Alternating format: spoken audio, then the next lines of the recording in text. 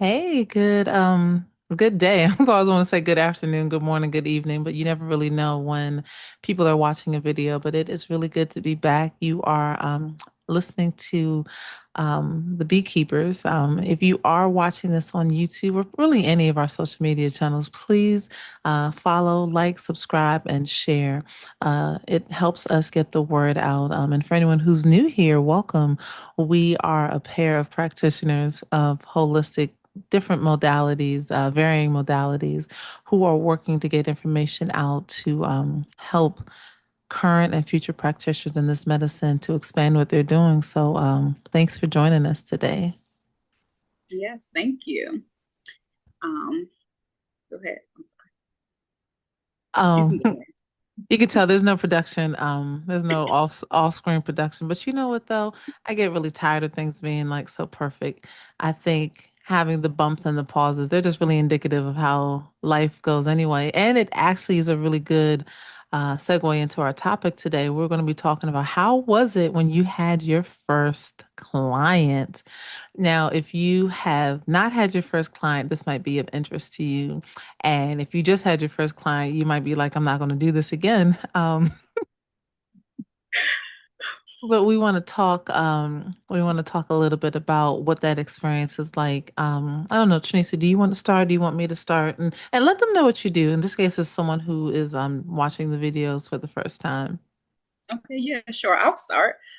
So my name is Traniceia. I am a Ayurvedic consultant. I'm also a licensed massage therapist where my main focus, and love is for the lymphatic system, and prenatal and postpartum care.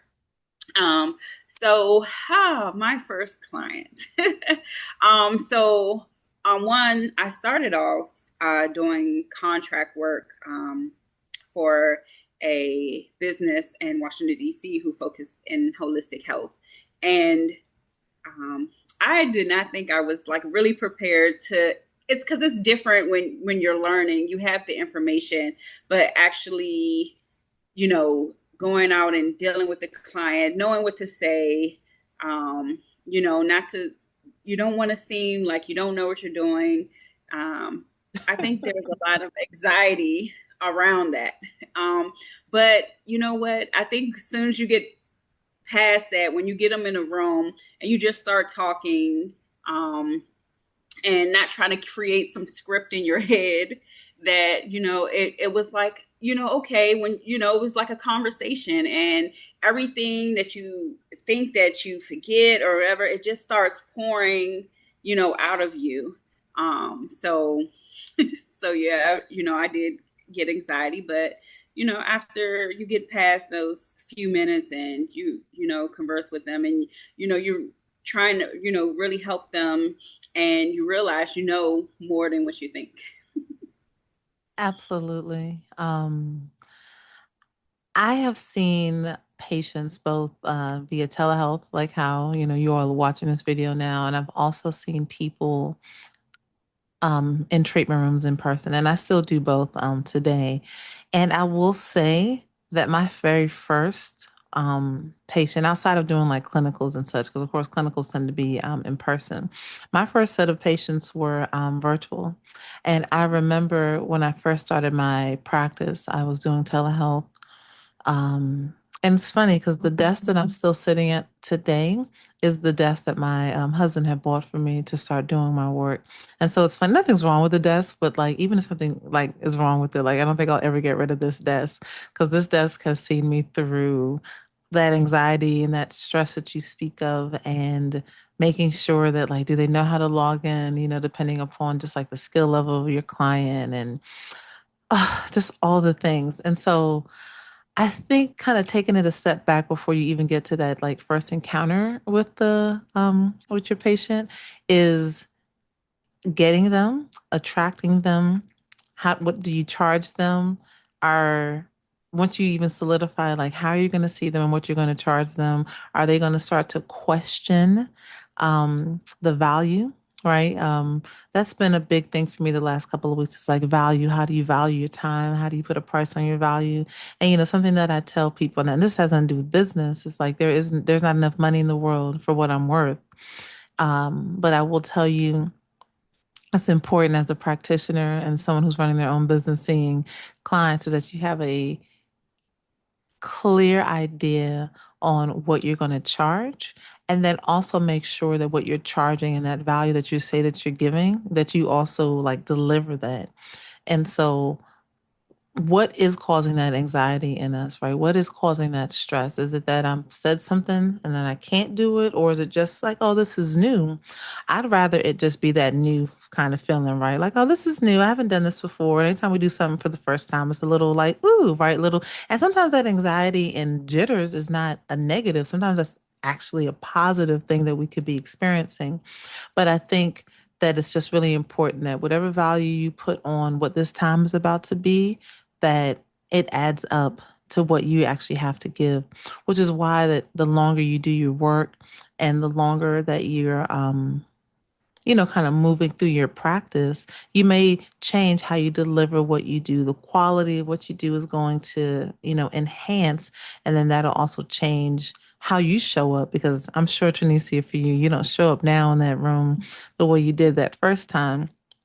But I think we add some of that stress to ourselves, because we're like, oh, well, I have spent all this time, energy, money. I'm trying to go make this bread. And though as a business owner, you are not, it's not a volunteer or a charitable organization unless you run one of those. Know where you are and help to solidify your business and charge what you're worth. And I'm quite sure that that'll help quench some of the jitters, because then it's like, I've been doing this for a year versus like now I'm 10 years into the game. So how I show up and what my relationship is with the patient is absolutely different. Do you know what I mean? I kind of want to piggyback with on what you were saying about value. And Mhm. when I was working doing contract work, and I was getting business from the business, differed from when I took on my own client. And then you try to, especially like you feel like somebody is maybe can't afford your services. You try to like lower the price, and all of those things. And it was, you get to a point like when you realize like, hey, my time is valuable. What I'm giving is so valuable. You shouldn't, limit yourself or try to minimize what your value is. And I often say, like, to people like friends or family who are in business, when I'm supporting them, I don't want a discount, because I'm supporting you, and it's and to show of support, Mhm. I want to pay, I want to be a customer. I'm coming as a customer, and I want to pay you what you are, what your price is. Yeah. And and I think that's a big thing, especially like with this, because a lot of friends and family might come to you, and you're often wanting to devalue your services for them, or they're asking you to do it. And I think that brings something else to the experience. It's something called resentment. And so we're talking about why a certain emotion might be present with us, right? So now we're talking about like, did I allow the resentment? It's easy to deflect and say that it's your fault, Trinicia, why I feel this way, right? When I have to look at myself and say, hey, princess, did you accept something that you weren't skilled to do? Did you accept a lower price than what you originally offered? Are you doing a pro bono when you don't have the bandwidth? Pro bono was a cute little term, and bartering and all those things, but like you might not even be able to financially pro bono. Let them big entities and corporations pro bono. Let them do that, unless you're like moved on your heart by God to like, I'm gonna just do something for free. I want to just be kind today.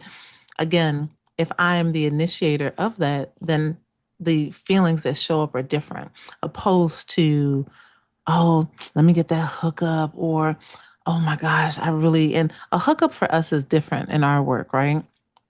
Because it's not like, yo, I don't know, a business or someone might have, like, can you do my hair, right? We both have locks. Her locks are so beautiful, much more mature than mine, but believe it or not, we both have locks. And like, can you do my hair? And I'll pay you back next week when I get paid, right?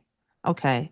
In our work, because we already have a level of compassion. Whether somebody's paying us full price or not, there is a way in which we move that is it's kind of undeniable that there again, there's no price to put on helping someone live a healthier, happier, well life. And so when you're already moving from that space and then you start to compromise, whether it's you devaluing yourself, compromising by over promising, all those things. And it's important for you, I'm speaking to those who are endeavoring to be practitioners or who already are, check yourself. You know, they say check your own light bulb because some of those emotions that are showing up is not something that your, patient may have brought into the treatment room. That, in fact, is something that you may have like done. Is your fault, right? And set that kind of up from jump so that you don't find yourself in that place. Yeah. So I don't know. Do you want to add anything else around like this first time client mindset or how did you figure out how to charge people? Because people always want to talk about money. How did you figure out what to charge people? You know what? Yeah.